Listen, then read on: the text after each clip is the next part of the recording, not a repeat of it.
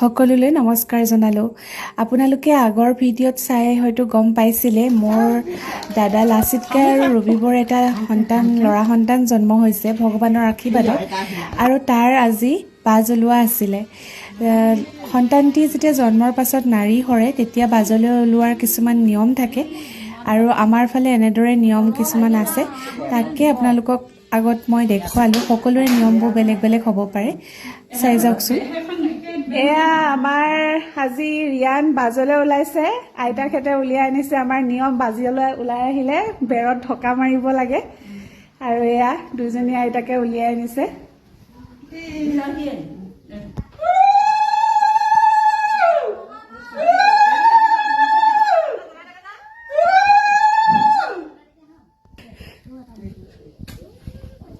তাৰ পাছতে এনেকৈ খেৰৰ জুমুঠি এটা অকণমান জুই লগাই ধোঁৱা ওলোৱাকৈও লগাই দিয়ে, শিলগুটি এটা দি দিয়ে আৰু তাৰ ওপৰেদি পাৰ হৈ আহিব লাগে। আৰু ঠাই বিশেষে সকলোৱে নিয়ম বেলেগ বেলেগ হ'ব পাৰে, আৰু আজিৰ পৰা আচলতে চোৱা নাথাকে বুলি কয়, আৰু ধূপ ধূনা লগাব পাৰে এনেকৈ বাজলৈ ওলোৱাৰ পাছত।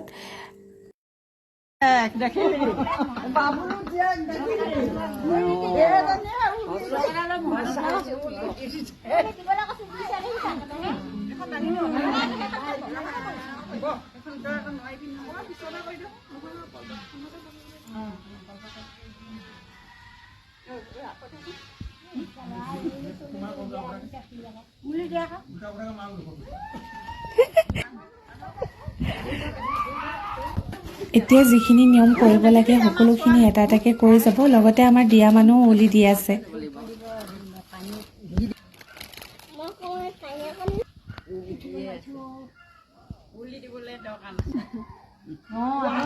আৰু আপায়ে এনেদৰে সান্তনি পানী বনাই বৌ গাত ছটিয়াই দিব, আৰু লগতে খাবও লাগিব। আৰু সেই পানীখিনি ঘৰৰ সকলো ঠাইতে বা সকলো ৰুমতে অলপ অলপকৈ ছটিয়াই দিলে আজিৰ পৰা সকলো চোৱা গুচি যায় বুলি কয়।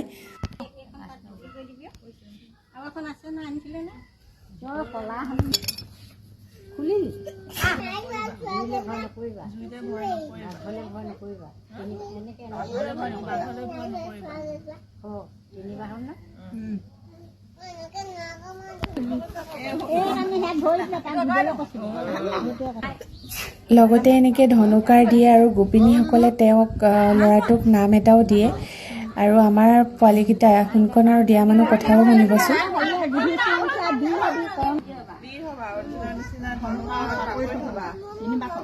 অৰ্জুনৰ নিচিনা হবা, অৰ্জুনৰ নিচিনা ধনুকাৰত পাকৈ থবা, অৰ্জুনৰ নিচিনা হবা, অৰ্জুনৰ নিচিনা ধনুকাৰত পাকৈ থবা। আৰু সেইদিনাখন অকণমান ৰ'দো ওলাইছিলে, বৰষুণ দি আছিলে, ৰ'দ ওলাইছিলে কিন্তু সেইদিনা, সেইকাৰণে টিকলাটোক ৰ'দেও ধৰিছে। বাকী আমাৰ টিকলাকেইটাৰ কি কথা পাতিছে চাবচোন, শুনিবচোন।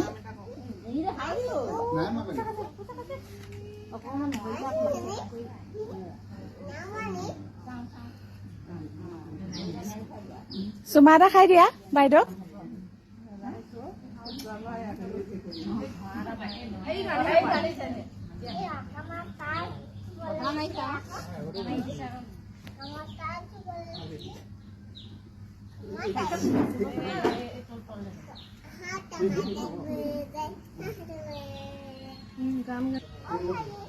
নাম দিছা আকৌ কি আজিকালি নাম আজিকালি নাম দি দিয়ে আকৌ জানিছো আপোনালোকৰ সৰ্ব কি নাম তুমি দেখাও পিছত দিব আকৌ অলপ উলিয়াই থবাচোন।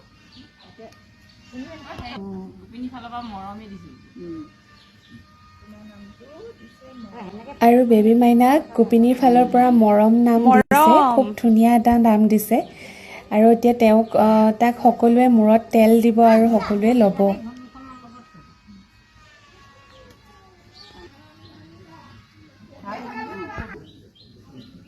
তাৰ পাছত সকলোখিনি নিয়ম হৈ যোৱাৰ পাছত সন্তান আৰু মাকে এনেদৰে গোপিনীসকলৰ আগত সেৱা লয়।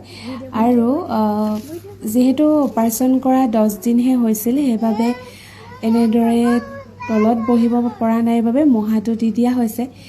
বাকী সুস্থ সবল হৈ সন্তানটি ডাঙৰ দীঘল হওক, সেইটোৱে আমি সকলোৱে বিচাৰোঁ। আৰু সেৱা কৰি হোৱাৰ পাছত বেবীটোৰ মূৰত মিঠাতেল অকণমান সকলোৱে দিয়ে আৰু তাক কোলাত লয় আৰু নিজৰ ফালৰ পৰা তেওঁলোকৰ ইচ্ছা অনুযায়ী কিবা এটা উপহাৰ দিয়ে আৰু আশীৰ্বাদ দিয়ে। আচলতে এইবিলাক চাই খুব বেছি ভাল লাগে আৰু মই প্ৰায় ঘৰৰ গোটেইকেইটাৰ ভতিজাই পাইছোঁ বুলিয়ে ক'ব পাৰি।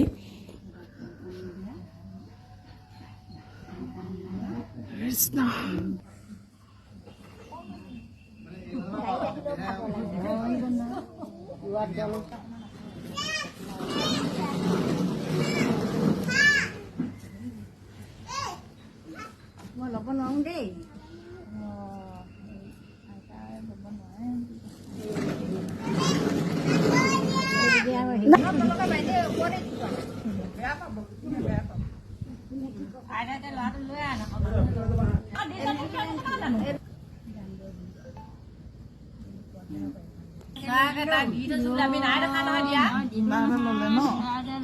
ইমান টানি ধৰিছ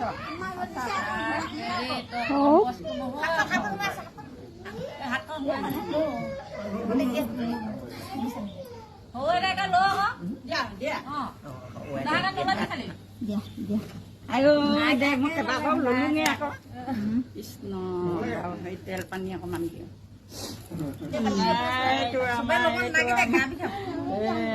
দিয়াচোন এনেই অকণ অকণ মহাই দিলে হ'ব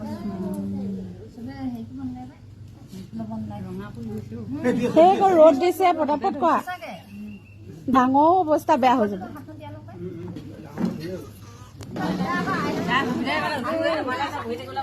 পইচা নহ'লে মা হেৰি হেৰাব পইচা হেৰাব নহ'লে দেই।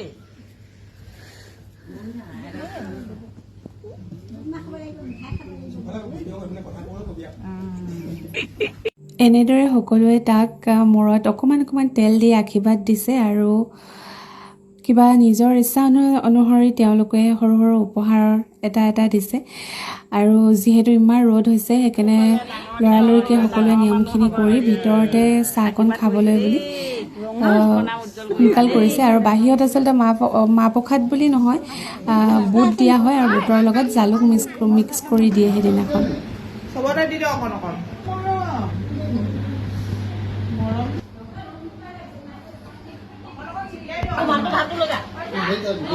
এনেদৰে বুট আৰু জালুক দি আজি বাজ ওলোৱাৰ নিয়মটো কমপ্লিট কৰা হ'ল আৰু লগতে চাহ খাবলৈ সকলোকে ভিতৰতে মাতি দিলে, কাৰণ বাহিৰত বহুত বেছি ৰ'দ।